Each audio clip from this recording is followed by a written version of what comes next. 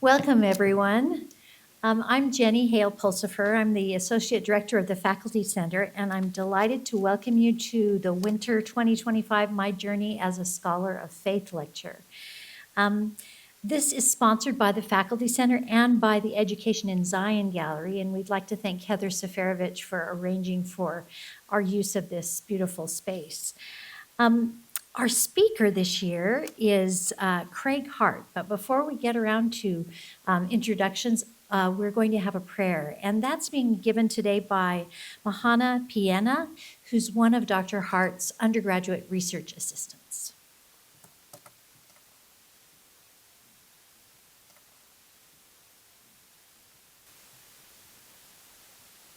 Our dear Father in heaven, we are so very grateful to be here this day at BYU. We're grateful for the opportunity to learn and to grow. We're grateful for this chance to learn from Dr. Hart, and we are grateful for his preparation.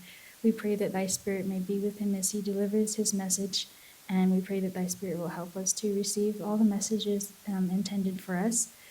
Please bless everyone in this crowd with help in their personal lives and any problems that they may need, that they may receive the strength and lift that they need. We are grateful for thy many blessings, and we say this in the name of Jesus Christ. Amen. Thank you. Craig Hart is the director of the Faculty Center and has been for, I actually don't even know how many years, at least 10? Anyway, it's been longer than I've been here, not at BYU, but at the Faculty Center. And we know him as indefatigable, cheerful, nurturing leader in the Faculty Center. But of course, he has a thriving academic life that preceded his time in the Faculty Center, as well as his time in other roles in the administration at BYU. So to give you a look at his scholarly life, I have asked Larry Nelson if he would introduce Dr. Hart. Larry Nelson is a professor in the School of Family Life and a longtime associate and mentee of Dr. Hart. So turn the time over to Dr. Nelson, and then we will have Dr. Hart address us.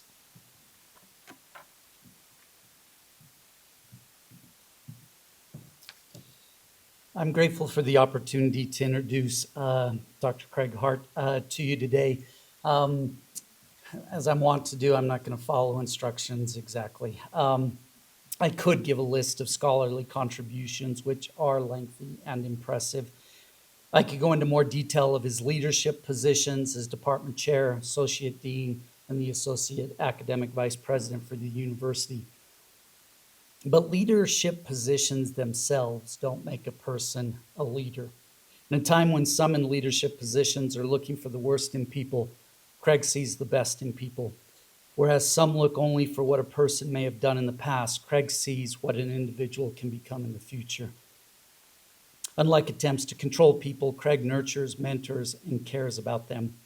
31 years ago, after meeting for only a few minutes with an average undergraduate student who had a lot of questions about the direction to take for his future, Craig offered me a spot on a place on his research team, a seat in his upcoming graduate seminar, and a promise to take me on as his master's student when the time came.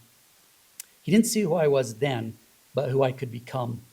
He not only did this with and for me, but he nurtured and mentored a host of young students who, because of him, later became faculty in the School of Family Life. Then, with Craig's continued vision, mentoring, and leadership, that cohort of scholars started to nurture the next generation of scholars who have now joined the school.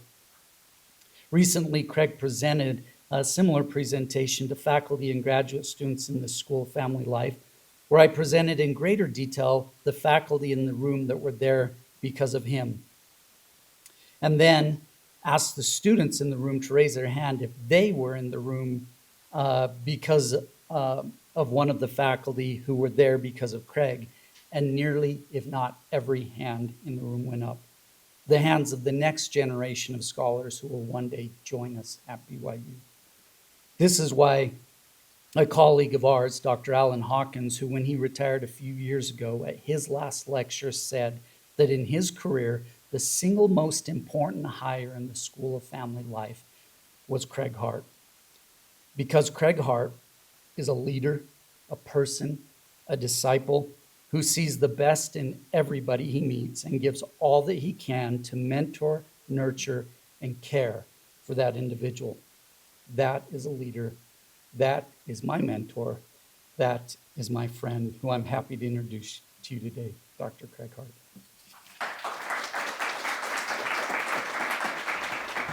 Thank you for the kind and generous introduction. Some of the more delightful insights in my journey as a scholar of faith have come from my children and grandchildren. For example, when our oldest son David was a child, he was asked what his father does for a living. He replied, "My dad's a doctor." "Which hospital does he work at?" was the follow-up question. He replied, "Oh, he's not that kind of doctor. He's the kind of doctor that sits and thinks." While serving as an associate academic vice president at BYU, one day in the kitchen, I told Kirstine that I needed to work on some rank and status faculty reviews at BYU. Shortly after that, my 4-year-old granddaughter asked Grandpa, "What is rank and stank?" Well, many of us faculty can commiserate with that. Preparing for this talk has been an opportunity to reflect on my career journey and the many tender mercies that accompanied learning experiences that have helped grow my faith. Looking back, I can see the hand of the Lord in much of what has occurred with students and colleagues in the scholarship we have produced over the past 38 plus years. Doors have opened in ways I could not have imagined when I embarked on my journey. I've been blessed with many wonderful students and colleagues and have loved participating in their journeys as divine purposes have played out in their lives. How we have all been connected has not been due to happenstance. As Elder Ronald A. Rasband stated, "What may appear to be a random chance is, in fact, overseen by a loving Father in heaven." President Shane Reese taught this in a 2023 campus devotional. There are no coincidences.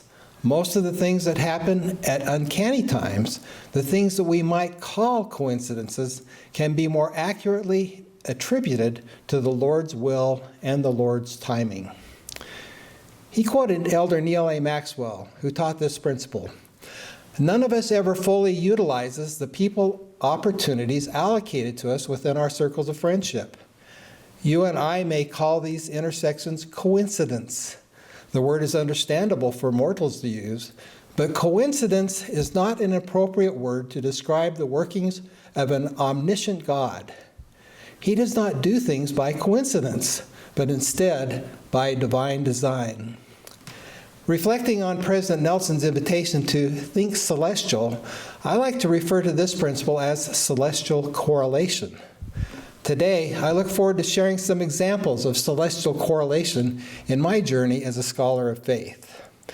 I hope this will provide additional motivation for all of us to look for celestial correlation as we seek learning, even by study and also by faith. We each have unique journeys that are enhanced by recognizing how the Lord is in the small details of our lives. It is wonderful to be a part of Brigham Young University, where we have the academic freedom to promote this spiritual perspective unabashedly. This is reflected in inspiring learning, which is grounded in the BYU mission and aims. At the outset, I want to pay tribute to my wife, Kirstine, and the rest of my family who have been integral to my journey as a scholar of faith. Their support in many aspects of this journey has helped facilitate celestial correlation in the remarkable things that have happened. I wish there were time today to share the many small and large miracles that have happened to our family throughout my career. I grew up on a farm in Oregon during much of my formative years. The first time I thought about college was when I complained to my grandfather about how hard thinning onions and moving irrigation siphon tubes were in the heat of the summer. He told me that if I didn't like farm life, I should go to college and get an office job where I didn't have to work. Imagine that. Although my grandfather did not realize it, he had planted a seed in my mind. Little did I know about the demands of office work, and he didn't either. Even though my parents had minimal college experience, they always encouraged me to get a college education. I started at Ricks College for a semester and then transferred to BYU Provo after my mission to Japan. I remember bouncing between history, psychology, and political science, trying to figure out what to do with my life while teaching Japanese at the MTC. About this time, Kirstine and I had our first child, David, shortly before I ended up in Professor Al Price's child development class. I couldn't get into another class I wanted that semester, so I somehow ended up there. In hindsight, it wasn't by chance.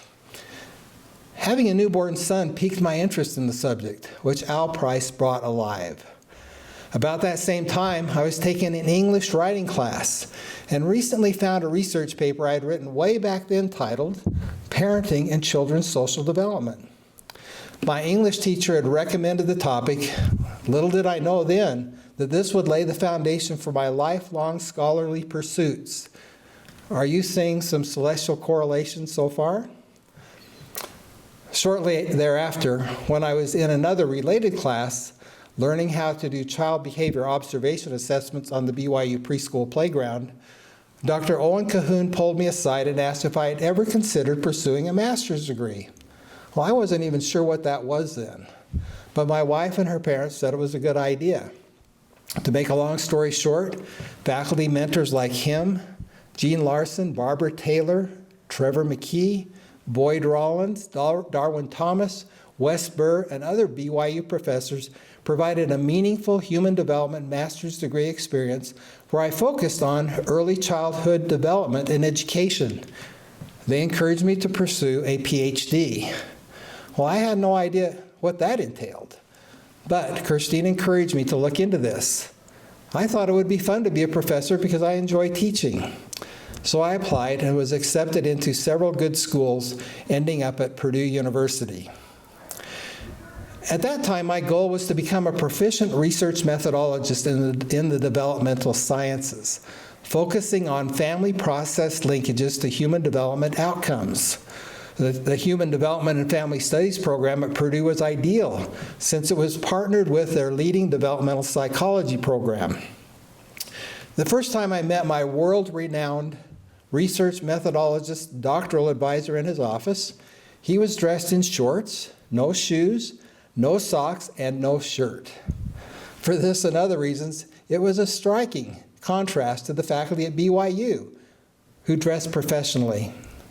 Soon after starting my first semester, I discovered that we were not well matched on various levels.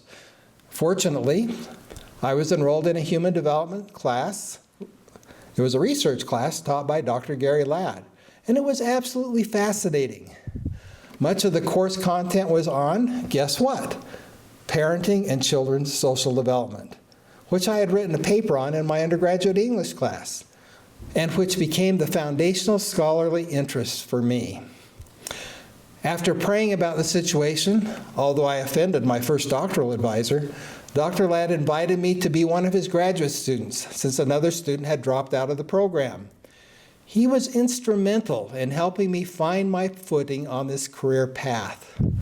This was another example of celestial correlation, accompanied by wonderful spiritually strengthening church experiences during our time in Indiana. For example, I was ward mission leader during most of that season. I had choice experiences working in coordination with other LDS students and Purdue faculty members in our ward teaching Chinese students and other students the gospel and helping them grow in faith and testimony. Most of my faculty members and classmates, including some ministers from other Christian faiths, were positively exposed to the church through our efforts. During my time at Purdue University, hell's bells rang as the Chicago Temple was being built. I learned how to become a better defender of our faith as the anti-Mormon disinformation campaign spread through the area. Although this was challenging, it worked together for my good as my testimony was strengthened. I want to dispel any notions that my journey was easy during that time and beyond. There have been many challenges along the way. For example, I have had far more papers rejected by scholarly journals than accepted. Still, harsh reviewer feedback has often revamped and refined my thinking in ways that have positioned me for success later on. In my doctoral program, I was one of the 11 out of 15 students in my cohort who failed the preliminary doctoral exam, which cost me an extra year in graduate school. For preparation, we were advised to learn everything in the Purdue Psychology Library, which was impossible. So when questions like, explain wave analysis and apply it to testing specific kinds of research hypotheses were asked, most of us were clueless. I still don't know much about wave analysis, but I buckled down in the psychology library and learned enough in the subsequent year to finally pass, with some of the knowledge I gained actually being useful. During my doctoral program, I was dumbfounded at a professional conference when a preeminent scholar whose work had been instrumental in developing my research ideas rebuffed me when I introduced myself, snippily saying, "When you make something of yourself, I'll talk to you," as he walked away. Well, when I defended my doctoral dissertation, my committee decided that since I had the entire summer before starting my faculty position at LSU, it should be devoted to analyzing more of my broad data set and answering additional research questions. One committee member said he had to work on his dissertation until the last minute in his doctoral program, so he wanted to make blank sure that I did too. Christine and I had made other, more exciting plans for the summer after our arduous journey through graduate school, so this was really devastating. My dissertation size went from this, probably, to this over the summer. Yeah, I know. I can't hardly lift it. I had to be on site at LSU by a certain date in August 1987. I successfully defended my dissertation 2 days before we needed to move. Ward members loaded our U-Haul truck while I was finalizing the revisions and obtaining signatures.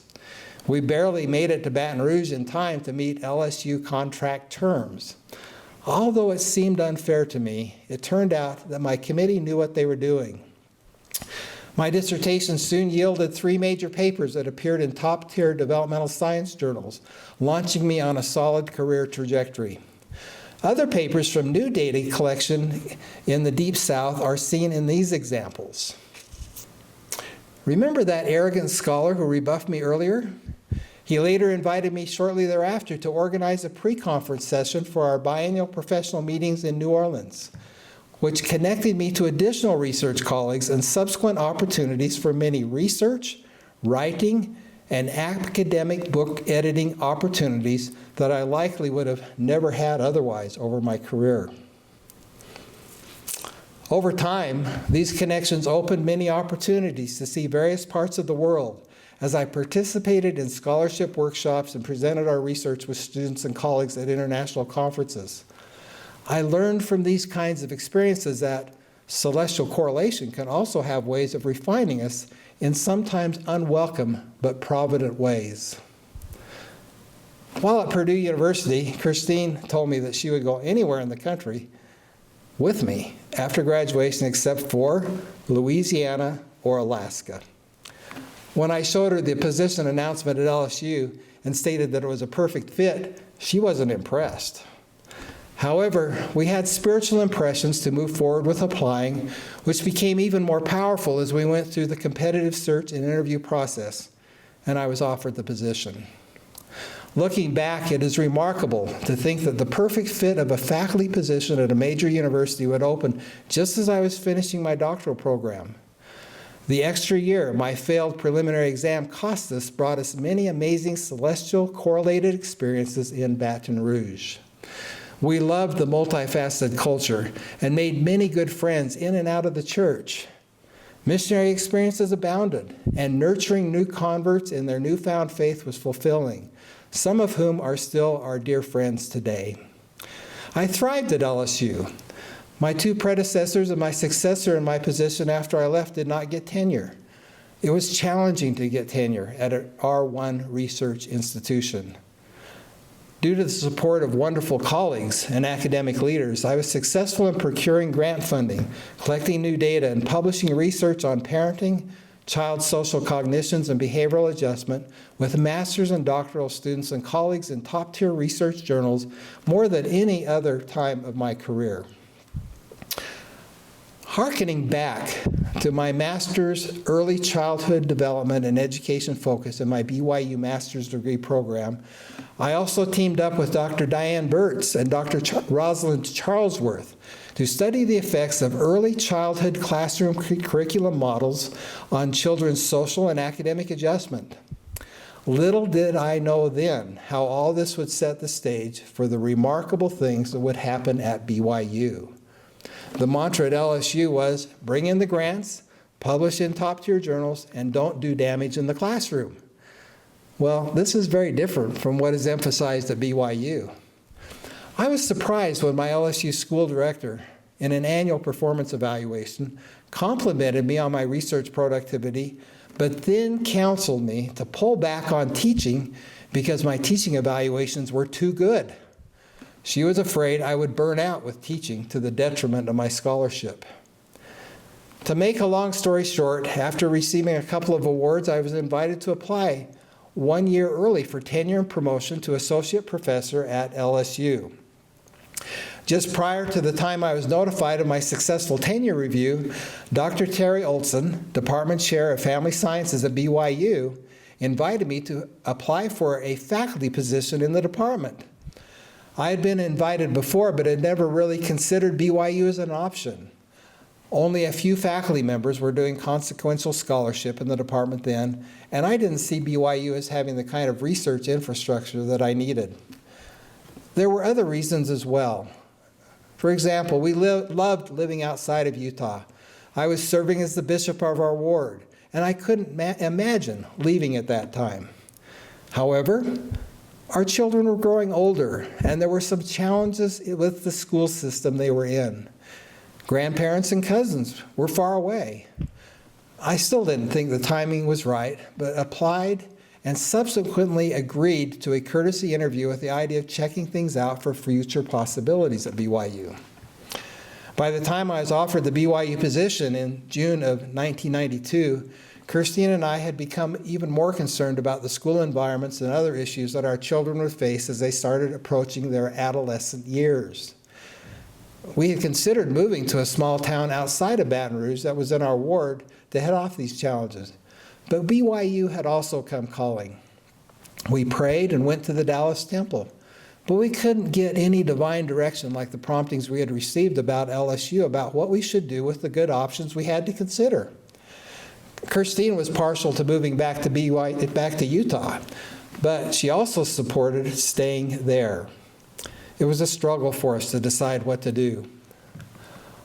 One day, when I was praying, the thought came to me, you have been given a brain, use it to figure it out. You can figure this out. Shortly thereafter, I was at scout camp near a swamp for 2 days with one of my sons trying to sleep at nights on top of a sleeping bag in a pool of sweat with a net over me and the state birds buzzing around my head. That did it. I never thought humidity and mosquitoes could have anything to do with celestial correlation. Also, Terry Olson's words rang out in my head. When he offered me the position, he said, "We need you at BYU."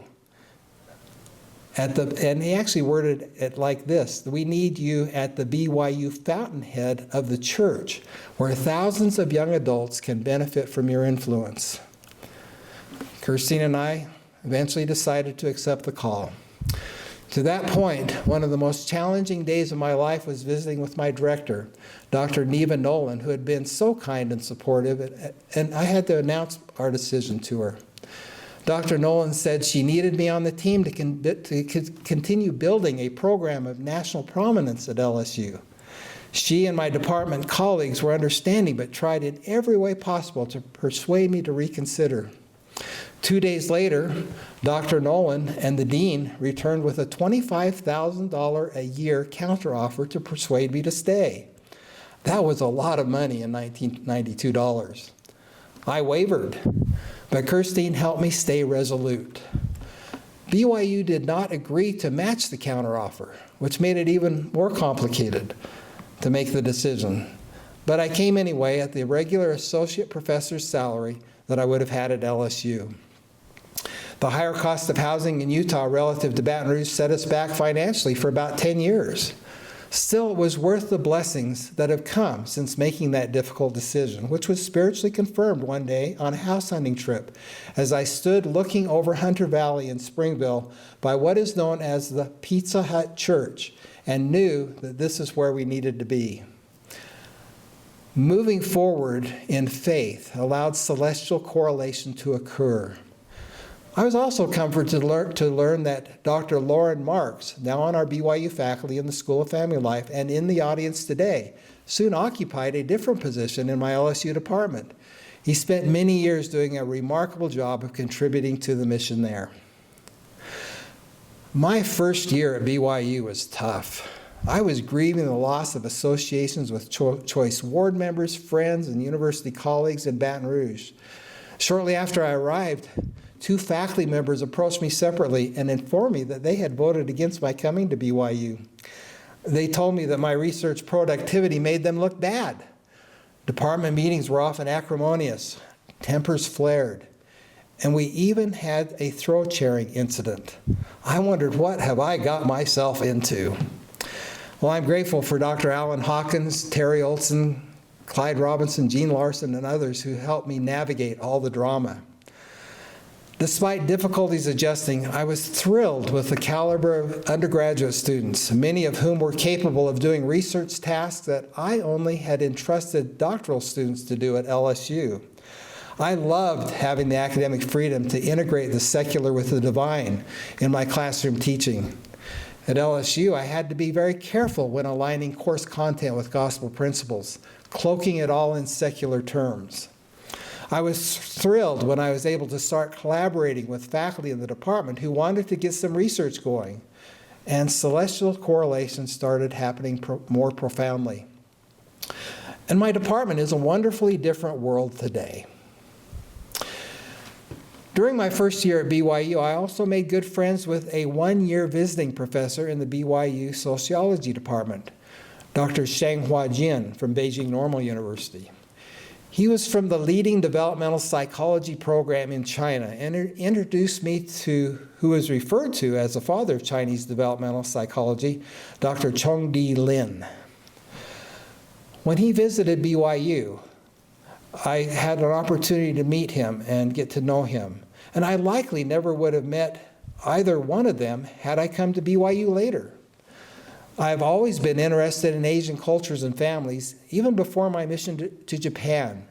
This probably stems from my interactions with grade school classmates and their families of Asian heritage who immigrated into the Oregon farming community where I grew up. Dr. Jin and I shared similar research interests, and by the way, we're almost exactly the same age.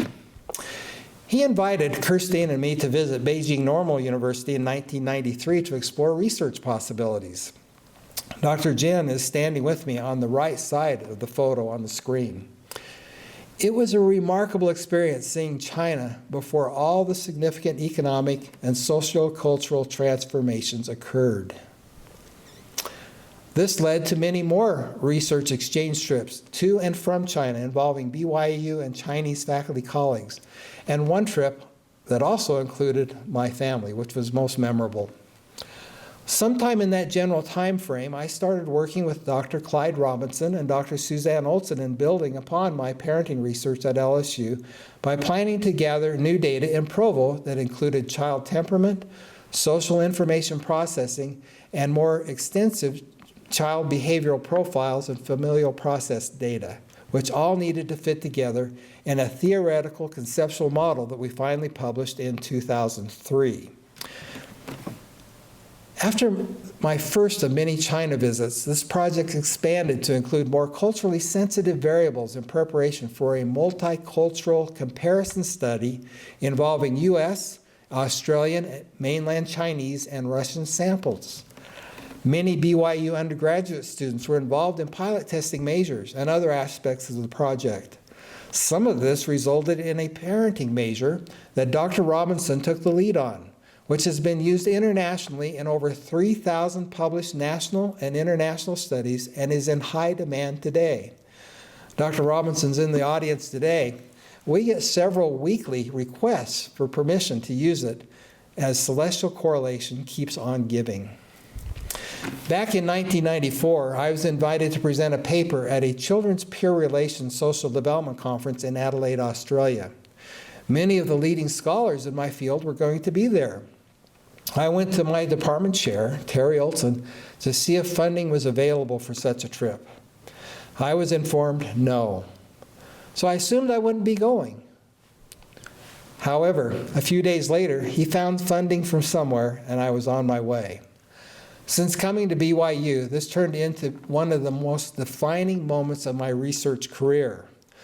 Dr. Ken Rubin and Dr. Ann Sanson, leading senior scholars in my field, heard my presentation at the conference and took me under their wing the entire week I was there. I got a crash course in some of the latest research they were doing and their guiding theoretical models, some of which had not yet been published at the time. This made me realize that we were totally off track in the data collection we were starting in Provo. We put the project on hold and took additional time to retool our measurements and conceptualizations, much of which still guides our research program today.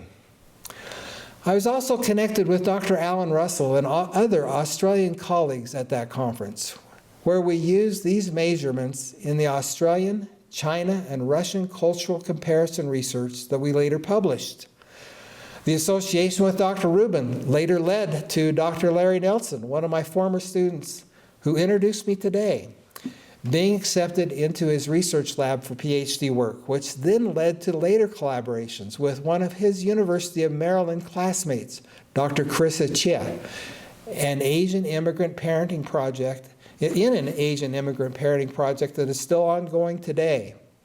While Larry was a student here, he was instrumental in helping make the Provo data collection happen. As time passed, he led and co-authored numerous published papers drawing from our multicultural data set goldmine. This was all a timely celestial correlation. I'll share one more example of how BYU students benefited by and benefited from this project. At one point, we had over 300 undergraduate and some undergraduate students involved in various aspects of this project over a 3-year period.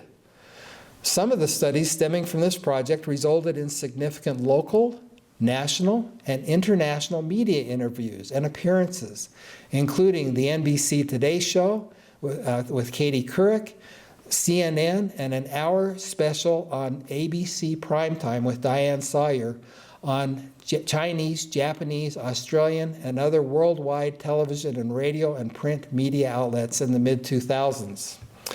The practical applications of our research garnered significant international public interest in our findings that can bless the lives of families and children.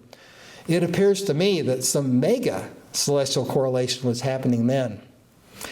The interest resulted in making more professional connections at professional conferences with international scholars who shared similar interests, including opportunities to share the BYU Young Ambassadors with colleagues in Beijing on 2 separate occasions.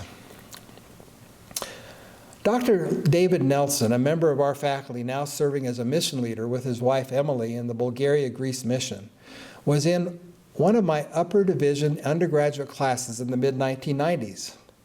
They are standing on the right of this photo in the front next to Apostle Elder Gary E. Stevenson and Sister Lisa Stevenson on Mars Hill below the Acropolis in Athens, Greece, where the Apostle Paul preached.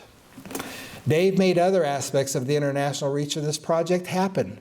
He approached me one day asking if I might be interested in gathering similar data in Russia. He had lived in Russia for a while, speaks Russian, and has connections there. I was intrigued and made a preliminary scouting visit to Russia with him. To my knowledge, no one had ever done this kind of research in Russia. Arrangements were made, and he and his wife lived there shortly after marriage, making this complex data collection happen. Not only has this work been published in leading developmental science journals, but it opened doors for Dave to pursue his doctoral studies with Dr. Nikki Crick at the University of Minnesota, which at the time was one of the premier graduate programs in my field. From a celestial correlation standpoint, Nikki was one of my classmates at Purdue University. She quickly rose to the top of the field due to her groundbreaking research on parenting, relational aggression, social cognitions, and their correlates. She helped me learn new statistical analysis techniques during the miserable summer of my dissertation saga that I mentioned earlier. Due to our newfound connections with Beijing Normal University, several remarkable Chinese students joined our research lab for their doctoral training at BYU, as represented in this publication. One of them was Dr. Chongming Yang, who worked at Duke University after completing his PhD here and is now a valued data analyst and statistical consultant in the College of Family, Home, and Social Sciences. During his doctoral training, having received significant mentorship under the direction of our statistical modeling guru, Dr. Joseph Olson, Chongming regularly apprised me of more current statistical modeling techniques that made our data sing. As a statistical modeling guru himself, Chongming is a blessing to our ongoing research program to this day, and is a co- and lead author on many of our publications. More importantly, as with some of our other students, Chongming, who is in our audience today, and his wife Xu Bei, joined the church while he was a student here, and it was a memorable experience to attend the sealing of their family in the Provo Temple. I wish I had more time to tell other stories about how celestial correlation brought all of this together involving our students. During Beijing Normal University collaborations, I've enjoyed working with colleagues who have risen to prominent positions in China. Professor Dong Qi and his wife Yuan Peng are two examples. Professor Qi later became president of Beijing Normal University.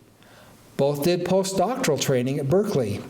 Whenever they host me at dinner on my visits to China, he always reminisces with fondness about his visit to our home back in 1996 when our children taught him about the symbols of Christmas in a family home evening.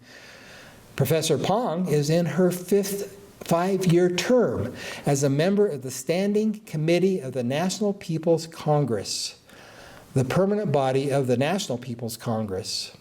This committee comprises 155 people who make the laws and policies for the entire country with input from the National People's Congress. I shared our LSU research on early childhood curriculum influences with Dr. Peng and other Chinese colleagues and students earlier, and she has drawn from our findings to nationally implement more developmental practice pedagogy, which is beneficial to children throughout China in her leadership committee role. She has also infused our parenting and child social development research findings into Chinese parent education programming, similar to how it is implemented in parent education programs in Australia and other parts of the world.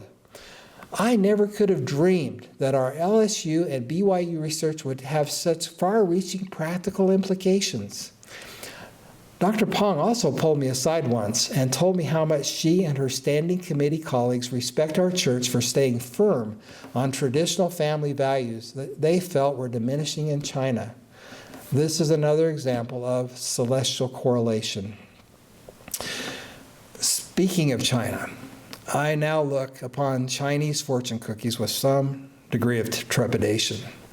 In 1998, amid all this exciting progress, I was promoted full professor at BYU. One day, shortly thereafter, in the Cougar Eat, where they used to have an Asian cafe, I opened my fortune cookie and it read, "Today, you will be promoted." I remember thinking I'd already been promoted.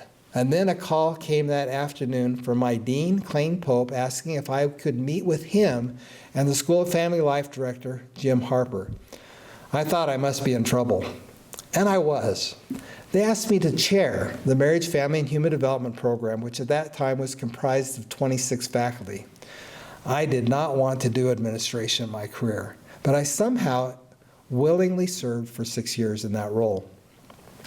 Then I served as an associate dean with Dean David Magleby for several years. By then, I thought I had paid my tithing on my career and was done serving in administration. My colleagues and I were in the process of getting a large-scale multicultural Asian research project going when Academic Vice President John Tanner and President Cecil Samuelson asked me to serve as Associate Academic Vice President for faculty. I remember being shocked, and I asked President Samuelson if this was a job or a calling. He simply pointed towards Salt Lake and asked me to remember who had approved me. I then asked for how long, knowing that this was a highly labor-intensive position that most AAVPs had occupied for only a few years, overseeing the faculty hiring process, interviewing faculty candidates, managing the faculty rank and status review and awards processes, and handling faculty issues and concerns. He said that I would serve at his pleasure. I stepped on so many unpleasurable landmines that I thought my term would be short-lived, but it lasted 9 years until I almost got things right. I could give another talk on many incredible, faith-promoting, educational, humorous, and challenging experiences in that and other administrative roles, working with amazing people of great faith and loyalty to the BYU mission and aims.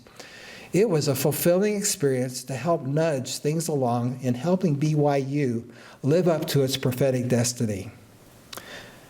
Unique opportunities have arisen to publicly voice my full support for BYU becoming the Christ-centered, prophetically directed University of Prophecy. Another example of celestial correlation was working with Dr. Brent Webb in his academic vice president role for several years. He and his wife Amy were our dear friends at Purdue. The most satisfying part of my AAVP experience and my current faculty center position is having a bird's eye view of the remarkable ways that consecrated faculty in our covenant belonging community positively impact students' lives. They bring BYU out of obscurity with top-rate scholarship that involves many of our students in line with President Kimball's 1970s prophetic vision of what BYU will become. Seeing the celestial correlation that has brought uniquely prepared, mission-aligned faculty to BYU has been a highlight of my career. Many of their journeys as scholars of faith will continue to resonate from this Education in Zion podium and in devotionals, labs, performance spaces, study abroad programs, and classrooms across campus. Throughout my 26 years now of usually fulfilling BYU administrative service, I've been grateful to have university support to continue doing research with students and colleagues, albeit at a slower pace, with me playing more secondary author publication roles as seen in these publication examples.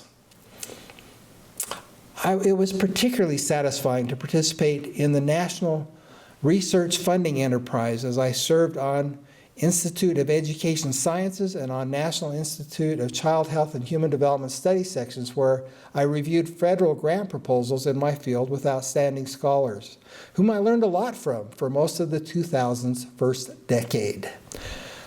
This took me to Washington, D.C. 2 to 3 times a year. Research involvement has been my happy space, involving lots of celestial correlation that brought many experts and students together in doing consequential research that can benefit children and families. Planning for the Asian Immigrant Parenting Project mentioned earlier in the Maryland, D.C. area with University of Maryland, Baltimore County colleagues and students was underway when I entered the BYU Central Administration in 2009. Celestial correlation involving my frequent DC NIH grant review trips with Baltimore add-ons laid the foundation for this project. Another example of celestial correlation. It is a longitudinal study that has yielded numerous scientific papers published in top-tier journals examining 1. Community and social resources available to Asian immigrant families. 2. Parents' adaptation, well-being, and acculturation. And 3. Their culturally specific parenting beliefs, practices, styles, behaviors. All are examined in relation to, number 4, their preschool children's temperament characteristics, social emotional development, physical health, academic competence, and transition into American society. The Marjorie Pay Hinckley Endowed Chair provided seed money to kickstart this project, given that one of its priority research initiatives focuses on parenting, children's social development, and immigrant child acculturation. Pilot studies funded by the Endowed Chair led to federal NIH funding that got this project going in ways that kept on giving in celestially orchestrated ways. In the late 2000s, Doctors Rick Miller, Chris Achia, David Nelson, Chris Porter, Larry Nelson, Clyde Robinson, and I had already made various scouting trips to different parts of Asia to form research alliances with university colleagues. And plans were underway to launch the Parents and Children in Families and in Cultures Research Project. We refer to it as Pacific to keep it simple. Bringing colleagues together and planning occurred at international conferences and in workshops at BYU. We ended up with 5 cultural research sites, including mainland China, Japan, Malaysia, Taiwan, and Turkey, where East meets West. And the Maryland, D.C. site with our Asian immigrant cultural comparative sample that helps us understand North American acculturation influences. In total, about 3,200 families have been involved. After several years of planning, it took about 7 years of training and working with colleagues and students to gather the data. This comprehensive, logistically complex study has involved gathering home and school data and is likely the first to utilize parent-child interaction video data that we are still coding. The first major paper from the project was published last year in Developmental Science, a top-tier journal in my field with many more papers currently under development. This project is comprised of some amazing components of celestial correlation. There were days when we couldn't see how things could possibly work with so many obstacles. Then remarkable breakthroughs would happen, sometimes at the last possible moment with heaven's help. My primary responsibility is Japan, which has allowed me to go back to my mission field regularly to coordinate this work. On Sundays and weekends when I am there, it has provided opportunities to reconnect with people I baptized and good friends I taught some 48 years ago. Kirstine refers to Japan as my happy place, and it is. Sometime soon after I came to BYU, I remember sitting in a priesthood meeting where a brother presented quotes from church leaders and scriptures about parenting and family life, many of which I hadn't seen. The light bulb went on in my head, and I started searching for more quotes, recognizing that much of the research findings in family-related fields supported family proclamation principles and prophetic teachings about parenting. Through other means of celestial correlation, this interest led me to be a lead editor with some remarkably talented BYU co-editors, David Dolhite, Lloyd Newell, Elaine Walton, Julie Haupt, and over 100 authors in producing this Deseret book publication for CES students in the church audience. It was one of the most fulfilling projects of my career, and I hope that it has greatly benefited readers. Many of these prophetic quotes and scriptures have guided my research thinking. They also inspired me to find ways to articulate, publish, and present scholarly arguments for why parents, and not just peers and genetics, matter in children's development. When some social scientists were arguing to the contrary with reasoned scientific support to an international audience. Interestingly, this all occurred shortly after The Family, a proclamation to the world, was introduced, highlighting the importance of good parenting. Regarding parenting, most aspects of these kinds of quotes are represented in the Developmental Science Specific Project paper we recently published in the Asian Immigrant Parent and in the Asian Immigrant Parenting Studies and many other of our scientific papers, showing that these parenting dimensions are measurable in all the cultures studied, with some variation on how much they are emphasized and linked to child behavioral adjustment indices. In our limited time together, I'll share only a few examples. Joseph F. Smith taught, use no lash and no violence, but approach them with reason, with persuasion and love unfeigned. The man that will be angry at his boy and try to correct him while he is in anger is in the greatest fault.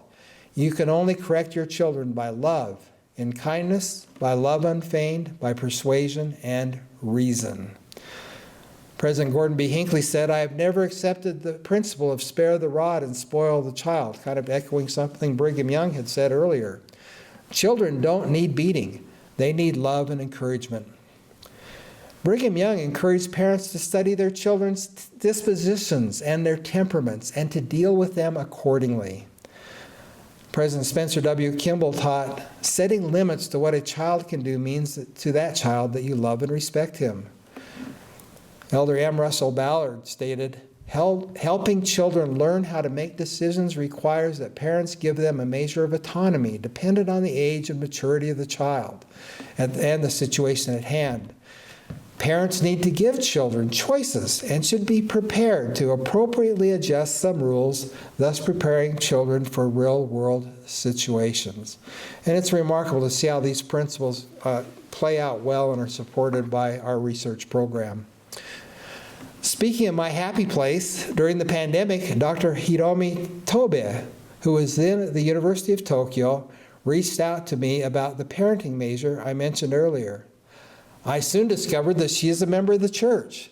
We spent considerable time during the COVID-19 pandemic working on Zoom together in the middle of the night here in Utah to expand the Parenting Styles and Dimensions questionnaire that Dr. Clyde Robinson had took the lead on earlier in developing, to include more parenting constructs and culturally relevant items.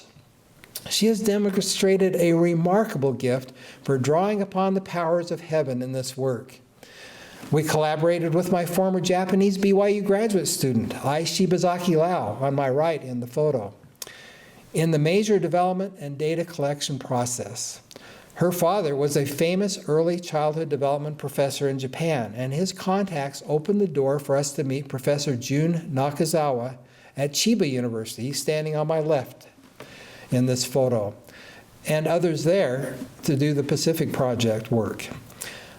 The measure that came out of this project with Dr. Tobe has beautiful psychometric properties as exemplified by this one parenting dimension of many parenting dimensions that we strive to measure.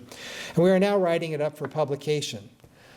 So there's a lot more celestial correlation here, as evidenced by strong latent profile statistical results linking these parenting dimensions with child behavioral outcomes and the potential to help meet the needs of family nurse practitioners and family life educators in Japan. Dr. Tobe is in the audience today and is currently a visiting faculty member in the BYU College of Nursing. She also works on research projects with Dr. Ashley Larson Gibby in the School of Family Life. This brings me to the most fulfilling aspect of my career, which has been the teaching and mentoring of students. You've seen students in photos sprinkled throughout this presentation. There have been thousands more stemming from my LSU days. Learning from and working with them has been a privilege and an inspiration in my journey as a scholar of faith. So has associating with many wonderful friends and colleagues at BYU, LSU, and from around the world throughout my career. More people than can possibly be acknowledged today. I believe that divine design has brought us together, for which I will be forever grateful. In conclusion, I'm grateful for the opportunity to reflect on my career, to recognize the Lord's hand in my journey, and to share a few examples with you as a scholar of faith. Although were many times when it didn't seem like celestial correlation, when I look back with an eye of faith, I see that it was. Quoting Elder Ronald A. Rasband, "When we are righteous, willing, and able, striving to be worthy and qualified, we progress to places we never imagined and become part of our Heavenly Father's divine design. Each of us has divinity within us when we see God working through us and with us.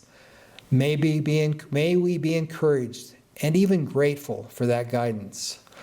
Let us all look for celestial correlation in our professional and personal lives as we exercise faith and reason in our righteous endeavors in ways that can bless our Heavenly Father's children.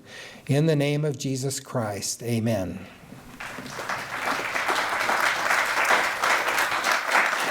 I don't know if we have time for questions.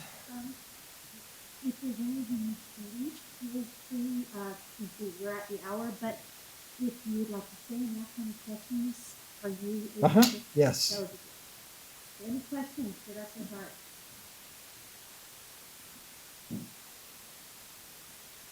I might mention we've got some of the people I've talked about here, Dr. Clyde Robinson, Chongming Yang right there, and Lauren Marks, who thankfully did an amazing job of carrying things forward at LSU after I left. We're so glad that he's back. And we've got Aaron Holmes, department chair. We've got a lot of people here from the faculty that have been instrumental. We had some celestial correlation back in the day, didn't we, Aaron? I remember visiting with her and her husband up in their hotel room at a conference way back in, Boston. And we were talking about BYU possibilities, and yeah, that was amazing how we connected back then. Question, yes. Two questions. One of them is a little more practical, one is a little more abstract. So let's start with the practical one. As much as you keep a peculiar hour, so I was just wondering, how do you balance all of the stuff you do with family, with administrative work, and with research work? That's question number one. And church work. Yes, that's more to that question. The second one. Gets a little overwhelming. Second one is a different kind of question. You have a remarkable ability to help people to always feel like they're on their side.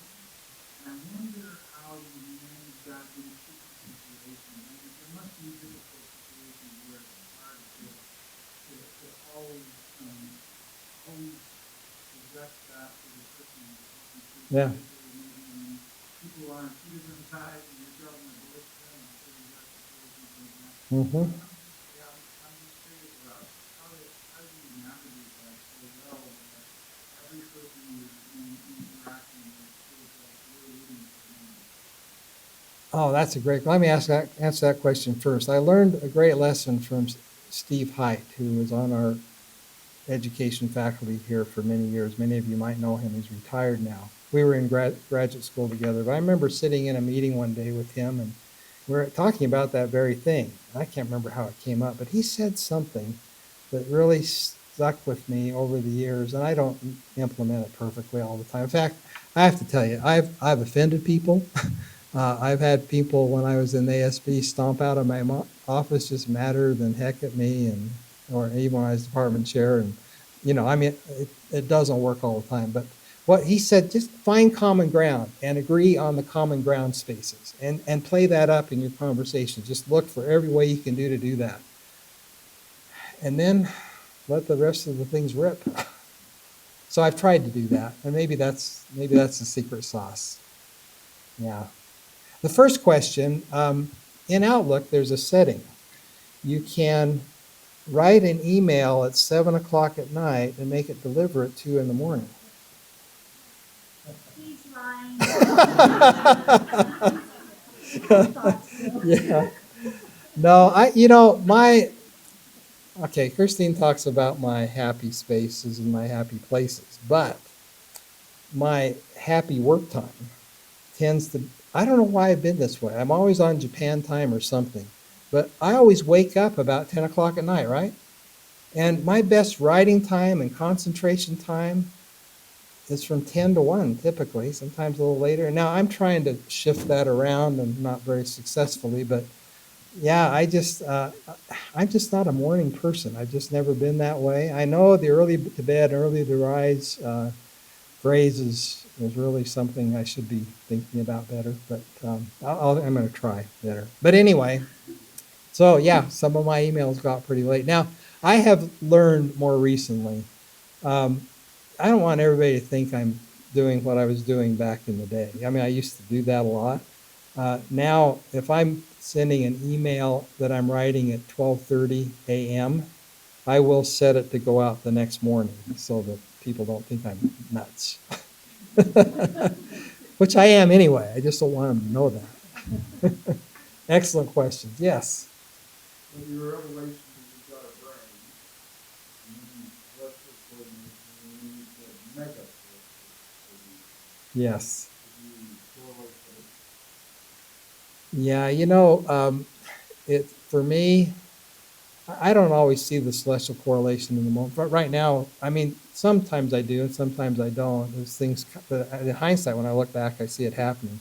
But um, faith without works is dead comes to mind. And so, and we're also taught to study things out in our mind first and then ask and pray for confirmation and so forth. And if we start going down the wrong path, we'll get the super of thought and all that sort of thing. I think that's something to follow there. So it takes work, it takes effort, a lot of work. I mean, but it's also can be enhanced by the Spirit as we see the celestial correlations start to occur. I can't tell you how many times in writing papers it still happens. I get stuck a lot, and I don't know what to do next. I mean, you get reviewer comments and that just drive you crazy sometimes. How am I going to please this person? And then all of a sudden, and you start thinking, start looking at literature. Is there some way I can package this? And then start heading down a path. And sometimes you just feel good about it and you just keep going. And all of a sudden it clicks, kind of a thing. So I think, making effort prayerfully, seeking guidance, and putting all we can into things actually can bring about celestial correlation, often which will be recognized in hindsight. And you would consider that a revelation that you've got done? It was a revelation to me, especially after flunking my preliminary doctoral exam. I wondered if I had any kind of a brain at that point, for sure. But I was in good company. There were 10 others. Yes.